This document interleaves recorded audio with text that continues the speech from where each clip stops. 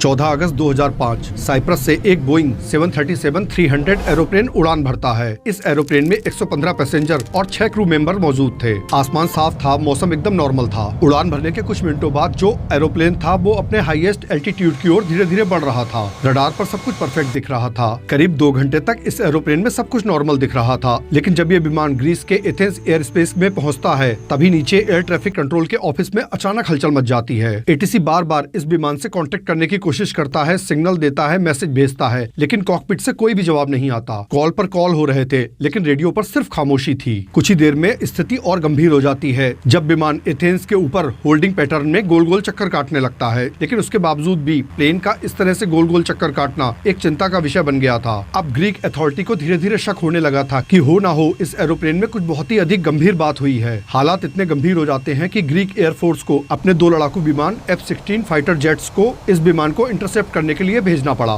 Fighter pilot cockpit के अंदर झांककर जो देखते हैं वो इतिहास के सबसे खौफनाक मंजरों में से एक था। कैप्टन की सीट खाली थी, को पायलट अपनी सीट पर बेहोश पड़ा था और पैसेंजर केबिन में हर पैसेंजर बेहोश पड़ा हुआ था और उनके सामने ऑक्सीजन मास्क लटके हुए थे। 121 लोगों से भरा विमान ये उड़ तो रहा था, लेकिन इसको उड़ाने के लिए कोई भी इंसान जिंदा नहीं था। नमस्कार दोस्तों, नियाग्राल में आपका स्वागत है। आज हम आपको बताने जा रहे हैं हेलियोस एयरवेज की फ्लाइट 522 की उस डार्क मिस्ट्री के बारे में, जहां एक छोटी सी गलती ने इस उड़ते हुए विमान को घोस्ट प्लेन में बदल दिया। इस पूरी कहानी को समझने के लिए हमें थोड़ा समय के पीछे जाना होगा। फ्लाइट 522 कोई नॉर्मल फ्लाइट नहीं थी। ये साइप्रस के लारनाका से चेक रिपब्लिक के प्रॉग जाने वाली एक शेड्यूल्ड कॉमर्शियल फ्लाइट थी, जिसको बीच में एथेंस में एक स्टॉप भी लेना था। इस प्लेन को कमांड कर रहे थे 59 इयर्स के एक जर्मन पायलट, जिनको 16,900 घंटे फ्लाइट उड़ाने का ऑलरेडी एक्सपीरियंस था, और उनका साथ देने के लिए उनके जो को पायलट थे वो साइप्रस के ही 51 वर्षीय एक पायलट थे, जिनको बोइंग 737 एरोप्लेन उड़ाने का ऑलरेडी बहुत अच्छा एक्सपीरियंस था। यानी दोनों के दोनों पायलट वेल एक्सपीरियंस थे।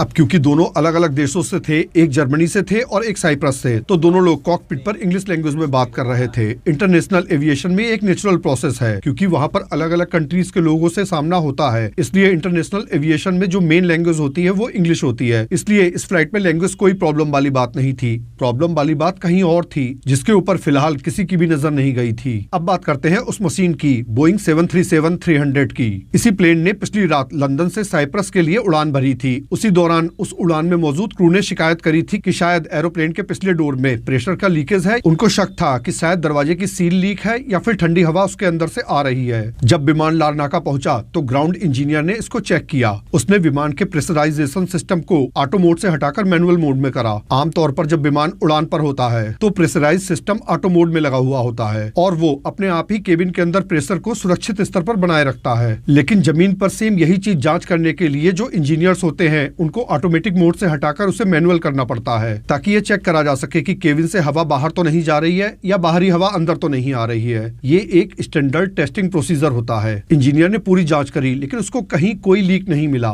उसने मेंटेनेंस लॉगबुक में लिख दिया रेडी टू फ्लाई, यानी प्लेन उड़ने के लिए बिल्कुल समर्थ है, उसमें कोई प्रॉब्लम नहीं है। उसने जो प्रेशराइजेशन सिस्टम मैनुअल मोड में किया था वो उसको ऑटो मोड में करना भूल गया, और यही वो छोटी सी गलती थी जिसने कुछ घंटों बाद एक सामान्य पैसेंजर फ्लाइट को एविएशन हिस्ट्री की रहस्यमयी और दर्दनाक घटनाओं में से एक में बदल दिया। लारनाका एयरपोर्ट पर मौजूद किसी भी व्यक्ति को ये आइडिया बिल्कुल भी नहीं था कि कुछ ही मिनटों बाद आसमान में उड़ने वाला ये विमान धीरे धीरे एक खामोश घोस्ट प्लेन में बदलने वाला है। सुबह 9:07 फ्लाइट 522 टेक ऑफ करती है। एविएशन प्रोटोकॉल के मुताबिक हर उड़ान से पहले 3 चेकलिस्ट जरूर पढ़ी जाती हैं। Pre flight check, after start check और आफ्टर टेक ऑफ चेक। इन तीनों चेकलिस्ट में साफ लिखा हुआ होता है कि पायलट्स को चेक करना है कि ऑटो प्रेशराइजेशन सिस्टम ऑन है या नहीं। लेकिन यहाँ पर एक चीज समझना बहुत जरूरी है। आमतौर पर हर फ्लाइट्स के अंदर प्रेशराइजेशन का ऑटो मोड ऑन होता है। पायलट्स इसे बार बार नहीं चेंज करते, इसलिए कई बार ये एक रूटीन चेक बन जाता है और दिमाग उसे गंभीरता से नोटिस भी नहीं करता, बिकॉज ये एक कंटिन्यू प्रोसेस है और ये आमतौर पर एरोप्लेन के अंदर रहता ही है। हैरानी की बात यह है कि पायलट्स ने 3-3 बार इस चेकलिस्ट को पढ़ा, इसके बावजूद उनका दिमाग उस प्रेशराइजेशन मोड पर नहीं गया। प्लेन अब धीरे धीरे 12,000 फीट पर हवा में उड़ रहा था कि अचानक कॉकपिट से तेज अलार्म की आवाज आने लगी। ये अलार्म था केबिन एल्टीट्यूड वार्निंग का, यानी प्लेन के अंदर हवा का दबाव कम होने का। कॉकपिट के ओवरहेड पैनल पर वार्निंग लाइट्स भी जल रही थी। केबिन एल्टीट्यूड इंडिकेटर तेजी से ऊपर बढ़ रहा था, क्योंकि इस अलार्म की आवाज बिल्कुल वैसी थी जैसी टेक ऑफ कॉन्फ़िगरेशन वार्निंग की आवाज होती है। यानी सिस्टम ने पायलट्स को चेतावनी तो दी, जो उन्हें सही समस्या बताने के बजाय गलत दिशा में सोचने पर मजबूर कर रही थी। पायलट्स को लगा ये एक सिस्टम अलार्म है जो हवा में किसी सिस्टम ग्लिच की वजह से बज रहा है, इस वजह से उन्होंने इसे इग्नोर कर दिया। एरोप्लेन लगातार ऊपर चढ़ता जा रहा था और एरोप्लेन के बाहर की हवा लगातार पतली होती जा रही थी, क्योंकि प्रेशराइजेशन सिस्टम अभी भी मैनुअल मोड पर था और विमान खुद को ऑटोमेटिकली प्रेशराइज नहीं कर रहा था। यानी जैसे जैसे विमान ऊपर चढ़ रहा था, केबिन में ऑक्सीजन और हवा धीरे धीरे केबिन से बाहर निकल रही थी। कॉकपिट में बैठे हुए पायलट्स को इस बात का जरा भी अंदाजा नहीं था कि कुछ ही मिनटों में हालात पूरी तरह से उनके कंट्रोल से बाहर होने वाले हैं। 18,000 फीट की ऊंचाई पार करते ही पैसेंजर केबिन में ऑक्सीजन मास्क अपने आप नीचे गिर गए। केबिन में अफरा तफरी मच गई। कॉकपिट पे ऑक्सीजन मास्क अपने आप नहीं गिरते हैं, पायलट्स को उन्हें खुद पहनना पड़ता है। कैप्टन को थोड़ा सा आभास हुआ, वो अपनी सीट से उठे और पीछे जाने लगे ताकि वो एयर कंडीशनिंग पैनल को चेक कर सकें। तब तक बहुत देर हो चुकी थी। यहाँ पर एंट्री होती है एक साइलेंट किलर की, हाइपोक्सिया। एविएशन की भाषा में एक शब्द इस्तेमाल होता है, टाइम ऑफ यूजफुल कॉन्शियसनेस, यानी कि वो समय जब इंसान ऑक्सीजन की कमी के बावजूद अभी भी सही तरीके से सोच सकता है। 34,000 फीट की ऊंचाई में ये समय अक्सर 30 से 60 सेकंड के बीच का होता है। इसके बाद दिमाग धीरे धीरे अपने सोचने समझने की और फैसले लेने की क्षमता को खोने लगता है। हाइपोक्सिया एक मेडिकल कंडीशन है जब दिमाग को ऑक्सीजन कम मिलने लगती है। सबसे डरावनी बात यह है कि इसका एहसास इंसान को बिल्कुल नहीं होता है और न ही इसका कोई दर्द होता है। इंसान को पता भी नहीं चलता कि वो अपने होश खो रहा है। इंसान को एक अजीब सा नशा महसूस होता है, यूफोरिया होता है और धीरे धीरे इंसान के सोचने समझने और फैसला लेने की शक्ति पूरी तरह से खत्म हो जाती है। पायलट लगातार जमीन पर इंजीनियर्स से बात कर रहे थे। जमीन पर बैठे इंजीनियर्स ने उनसे सीधा सवाल पूछा कि आपका प्रेशराइजेशन पैनल ऑटो मोड पर है, लेकिन हाइपोक्सिया की वजह से पायलट्स का ब्रेन अब काम करना धीरे धीरे बंद कर रहा था। उन्होंने इस सवाल के जवाब देने के बजाय कूलिंग फैंस के बारे में बात करना शुरू कर दिया और ये बातचीत ही उनकी जमीन पर आखिरी बातचीत थी। सुबह 9:20 के बाद में कॉकपिट पर हमेशा के लिए सन्नाटा छा गया। कैप्टन फर्श पर बेहोश होकर गिर पड़े और को पायलट अपनी सीट पर ही बेहोश हो गए। प्लेन अब 34,000 फीट पर ऑटो पायलट मोड पर उड़ रहा था।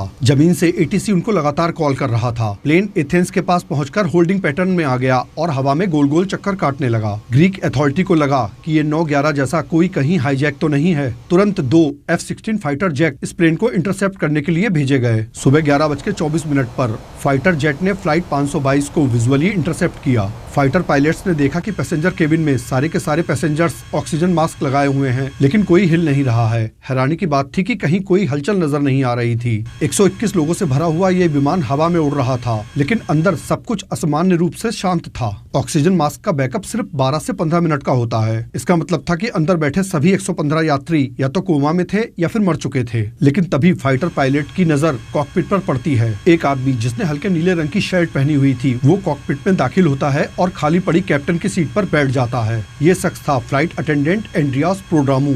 25 साल का ये नौजवान सिर्फ केबिन क्रू नहीं था, बल्कि उसके पास यूके का कॉमर्शियल पायलट लाइसेंस भी था। जब पूरा विमान बेहोश हो चुका था, तब एंड्रियास ने पोर्टेबल ऑक्सीजन सिलेंडर से काफी देर तक खुद को जिंदा रखा था। एंड्रियास के सामने 115 फीट का कॉमर्शियल प्लेन था, जो कि इस समय 34,000 फीट की ऊंचाई पर उड़ रहा था। उसने कॉकपिट को कंट्रोल में लिया और 5 बार रेडियो पर मेडे मेडे का सिग्नल भेजा, लेकिन बदकिस्मती से रेडियो अभी भी लारनाका एयरपोर्ट की फ्रिक्वेंसी पर सेट था। उसकी यह आखिरी पुकार एथेंस में किसी ने नहीं सुनी। इसी बीच 11:49 पर एरोप्लेन का बायां इंजन का फ्यूल खत्म हो गया और उसने काम करना बंद कर दिया। प्लेन बहुत तेजी से नीचे आने लगा। 11:54 पर प्लेन का दायां इंजन भी फ्यूल खत्म होने की वजह से बंद हो गया। अब ये एरोप्लेन नहीं, सिर्फ एक लोहे का ग्लाइडर बन चुका था। इन्वेस्टिगेशन रिपोर्ट्स बताती हैं कि एंड्रियास ने अपनी आखिरी सांस तक हार नहीं मानी। उसने पूरी ताकत लगाकर प्लेन को एथेंस की घनी आबादी वाले क्षेत्र से दूर ले जाने की कोशिश की और आखिरकार दोपहर के 12:04 पर फ्लाइट 522 एथेंस से 40 किलोमीटर दूर ग्रामेटिको की पहाड़ी पर जाकर क्रैश हो गई। धमाका इतना जबरदस्त था कि प्लेन के परखच्चे उड़ गए और सभी 121 लोगों की मौत हो गई। जांच एजेंसियों ने अपनी रिपोर्ट में लिखा कि इस हादसे का जिम्मेदार कोई एक इंसान नहीं था। ये कई छोटी छोटी गलतियों का नतीजा था जो अलग अलग जगहों पर हुई, लेकिन एक ही समय पर इन छोटी छोटी गलतियों ने मिलकर एक बड़ी ट्रेजेडी का रूप ले लिया। इंजीनियर्स की गलती, पायलट्स का चेकलिस्ट का इग्नोर करना, बोइंग के अलार्म सिस्टम की खामी और हाइपोक्सिया का असर, ये सब एक के बाद एक जुड़ते चले गए। इस हादसे के बाद मजबूर होकर बोइंग को अपना अलार्म सिस्टम का जो साउंड था उसे बदलना पड़ा, ताकि टेक ऑफ और प्रेशर अलार्म की आवाजें अलग अलग हों। दोस्तों, एविएशन की दुनिया में एक कड़वी सच्चाई है, safety rules are written in blood, यानी कि हर नया नियम किसी न किसी की जान जाने के बाद ही बनता है। अगर आपको मेरे चैनल नियाग्राल की ये इन्वेस्टिगेशन रिपोर्ट्स पसंद आई हो तो प्लीज वीडियो को लाइक करें और कमेंट सेक्शन में बताएं कि अगली केस स्टडी किस रहस्य पर चाहते हैं। मैं हूं आपका होस्ट नितिन अग्रवाल और ये है मेरा चैनल नियाग्राल। तो मिलते हैं अगले वीडियो में, तब तक के लिए बाय।